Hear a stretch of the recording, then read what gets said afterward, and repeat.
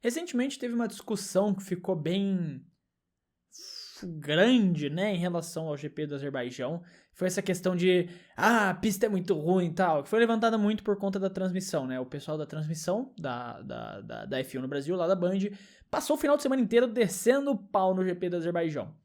E de fato, a corrida no domingo não foi a melhor corrida que a gente já teve, né? A corrida no domingo no Azerbaijão não foi a melhor corrida que a gente já teve da história do GP do Azerbaijão. Mas eu não consigo entender todo esse hate que foi jogado nessa pista, considerando que a gente já teve algumas corridas bem boas. E quando a gente pega a média geral dos circuitos de rua que a gente tem na F1 hoje, o Azerbaijão ele é um dos melhores, se não o melhor. Eu acho que o melhor talvez seja forçar um pouco a barra. Você tem boas pistas de rua, talvez Albert Park ali.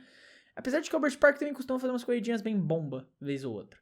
Mas assim, eu particularmente não consegui entender todo o motivo do hate. De novo, como eu falo, opinião, cada um vai ter a sua. Se você não gosta do GP do Azerbaijão, também tá tudo certo. É algo que você tem o direito de fazer, você não precisa gostar de todas as provas. Eu só acho que o Azerbaijão não necessariamente merece todo esse hate, especialmente porque é uma pista tradicionalmente caótica. É uma pista que se envolveu em muitas polêmicas só pra estar na Fórmula 1. Aí, né, a gente tem vários. Mas o Azerbaijão já entrou na Fórmula 1 com toda aquela questão de sport washing, né? Um dos grandes motivos do Azerbaijão estar na Fórmula 1 que dizem, né, o Azerbaijão estar na Fórmula 1 é a questão do sport washing, limpar o nome do país por questões problemáticas que eles têm. Eu já fiz até alguns vídeos comentando sobre isso, a questão da guerra que existe entre o Azerbaijão e a Armênia, são dois países que não se gostam nem um pouco e tem um problema muito grande entre os dois, tem guerras constantes, inclusive uma guerra que aconteceu recentemente, que gerou um feriado no Azerbaijão, e o fato do Azerbaijão, possivelmente, isso não é confirmado, né, o rumor de que eles esqueceram desse feriado, de tão recente que é, que foi criado por um motivo só pra se mostrar em cima dessa guerra. Eles esqueceram do feriado, e o feriado seria bem no dia que seria o GP do Azerbaijão em 2026. Eles tiveram que mudar a data do GP do Azerbaijão. Em 2026 vai ser no sábado a corrida. Inclusive, se você não sabia, né, tem até um vídeo aqui no Fred Journey, você pode dar uma olhada, falando do porquê que o GP do Azerbaijão vai ser num sábado, ano que vem. Supostamente dizem que é por conta desse feriado, eles esqueceram do feriado, né.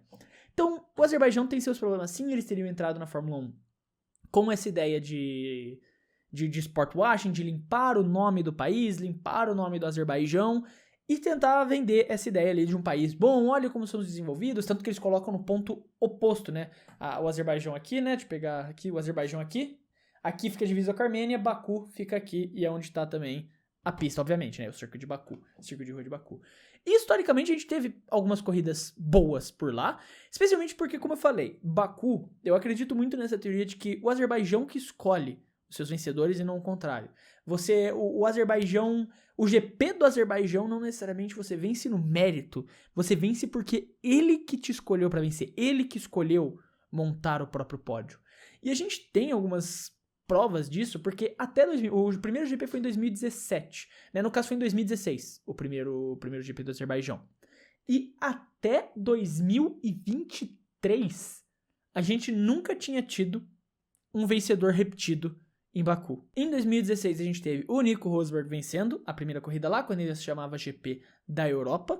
Em 2017, a gente teve o Ricciardo vencendo a corrida. Depois, em 2018, o Ricciardo, ele não chega nem perto de vencer, porque ele abandona naquela batida com o Verstappen, famosa. Mas o Lewis Hamilton vence. Em 2019, a vez do Valtteri Bottas vencer.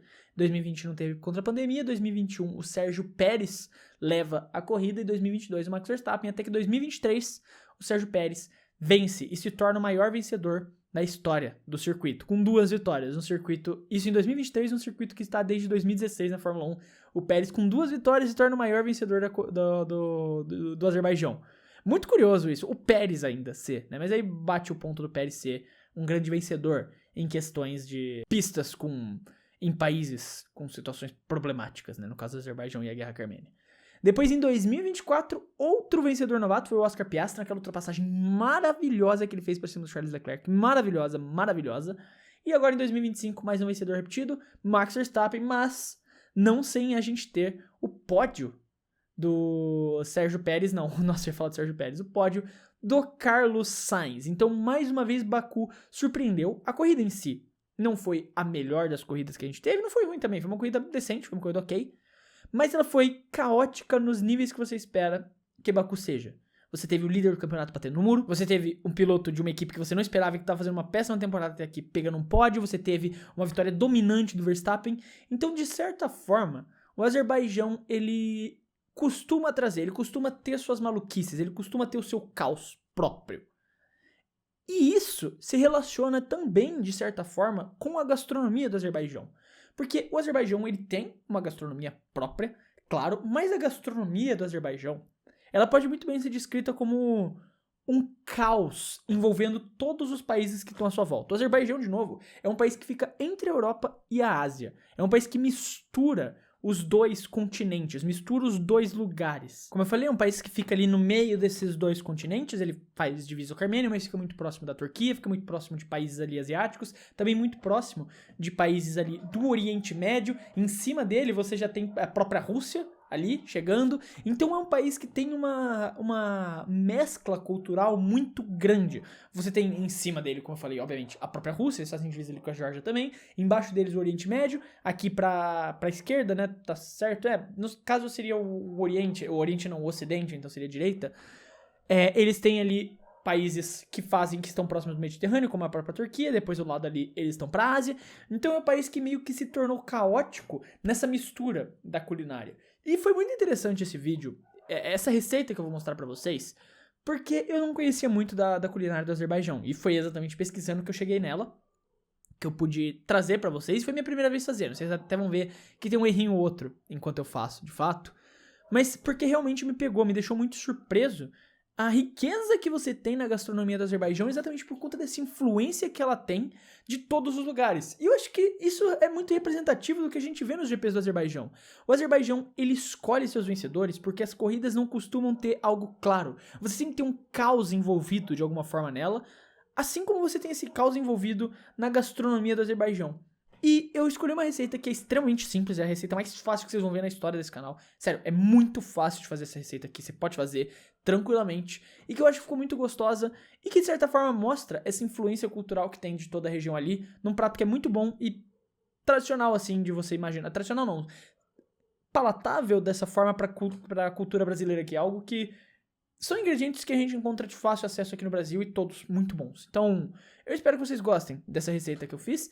Ela é muito boa e, bom, tá aí, fica com o vídeo. O que a gente vai fazer é um ofduk, que é um prato tradicional lá da região, mas que tá bem adaptado aqui pra culinária brasileira. Se você é maromba, que assistir no vídeo aqui, você é um maromba de plantão aqui, você não precisa se preocupar, essa é uma receita que tem muita proteína e baixa caloria, então se tu tiver de dieta, é uma receita que tu pode comer sem nenhum problema. Ofduk é basicamente uma salada que você vai colocar frango. Então, para começar a receita, bem simples, você pega ali 150 gramas, 200 gramas de peito de frango e pica bem picadinho assim, menor até do que você vai fazer para estrogonofe. Essas fatias que eu peguei, elas já estavam bem finas, mas é o ideal que você use fatias bem finas do peito de frango. Depois de picar, você vai botar na Air Fryer. Por conta de estar tão fino ali, de 10 a 15 minutinhos deve resolver, mas vai da potência da Air Fryer e também do tamanho que você picou o peito de frango. Depois você vai pegar um pepino e vai fatiar ele bem fininho, o mais fino que você conseguir, assim que fique desmanchando também. Desse jeito aí que eu fiz, ficou muito bom. E você vai usar meia cebola roxa. Eu prefiro a cebola roxa porque ela é muito mais saborosa, mas você pode usar a cebola que você quiser. Depois disso, você vai juntar os dois no pote e agora a gente vai misturar praticamente todos os ingredientes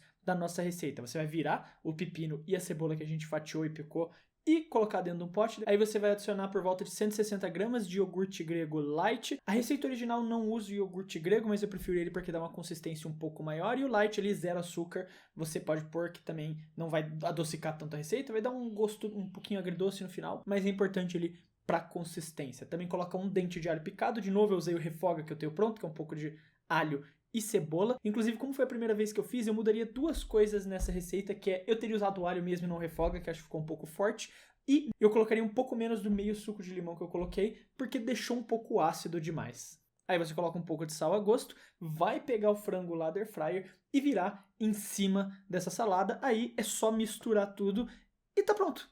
Juro pra vocês, é só isso, é extremamente simples. A única preparação que você vai ter que ter de fato, o único tempo que você vai perder é do frango na Air Fryer. Depois é só misturar tudo e você já tá pronto pra garfar, mandar pra dentro. Ficou uma delícia. De novo, a única coisa que eu mudaria é colocaria um pouquinho menos de suco de limão e fazer com alho picado ao invés do refoga que eu usei. De resto, muito bom, podem fazer, que eu recomendo demais. Mas é basicamente isso. Eu queria trazer uma receita que englobasse exatamente esse caos do Azerbaijão, você vê que tem muitos ingredientes. É uma receita muito parecida com receitas turcas ali, com receitas ali que vão um pouco para esse lado oriental do Mediterrâneo, né? Que você usa muito iogurte nessas receitas. Aqui eu uso um iogurte zero. Essa questão de ser algo mais refrescante, meio ácido assim, né? Com o limão, esses ingredientes como limão, mas ao mesmo tempo bem refrescante. São ingredientes, nossa, não sei mais falar português. São ingredientes, são receitas comuns de você encontrar nessa parte do mundo, mas você consegue encontrar ali também algumas referências que você vê vindo ali do Oriente Médio, principalmente. Essa é uma receita, eu acho que mistura bastante a questão ali do Oriente Médio com essa ligação do Mediterrâneo que você tem no Azerbaijão. E também eu vi muita gente que gosta de comer essa receita com pão sírio, né? Você pega essa salada, coloca no pão sírio e manda pra dentro. Deve ficar muito bom. Eu não encontrei pão sírio pra vender aqui também. O lugar que eu gosto de comprar, tem uma padaria que vende pão sírio muito bom, não tinha, e eu preferi não comprar de outro lugar que eu não conheço tanto. Já que pão sírio, se você não compra de um lugar bom, ele não vai ter gosto de nada. Parece gosto de absolutamente nada. Mas é isso, eu espero que vocês tenham gostado da receita do GP do Azerbaijão. Como eu falei, essa aqui é mais fácil, que a gente já fez, que a gente vai fazer na história desse canal, é extremamente simples, você consegue fazer tranquilamente aí na sua casa. E é isso, vejo vocês no próximo vídeo de receitas, que vai ser o da GP de Singapura.